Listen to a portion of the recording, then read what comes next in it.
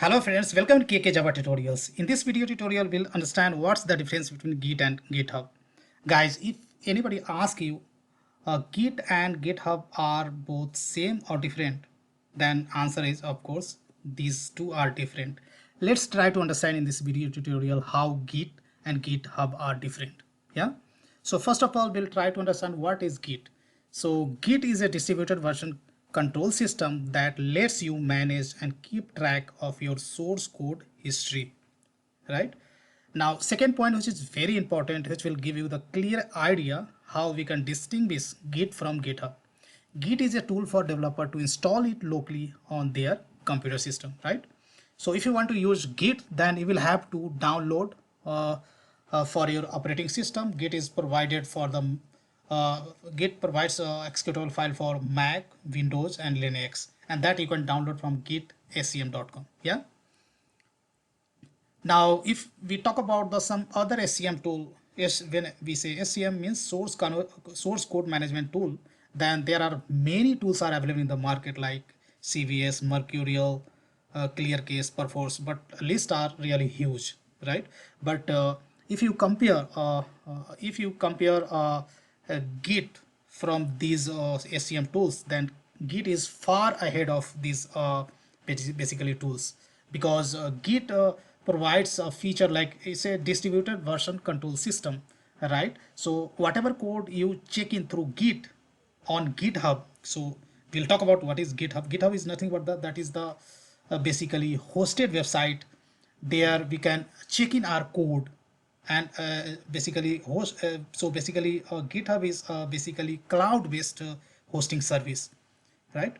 Now let's try to understand GitHub. So GitHub is a cloud-based, as I said, cloud-based hosting service that lets you manage your Git repository. When I say Git repository means whatever code you check in on the GitHub, whatever code you post or uploaded on the GitHub, that is called repository, right? Now GitHub can be compared with some other cloud-based services like GitLab and Bitbucket. Yeah? So these are the basically main differences. Still you did not understand, then I'll try to explain you from here. If you want to use Git, right? So here you will have to go to Google and search for the Git download. So as I say, Git is a tool for a developer. So of course, if you want to use Git, then you will have to download. So gitscm.com is the website from where you can download your executable file for your operating system. So basically, Git provides the executable file for 3 operating system: Mac, Windows, and Linux. Right. So as per your operating system, you will have to download the executable. So if you want to download executable file Windows, then you will have to click over here. Once you click, then download will be started, and you will have to install in your local machine.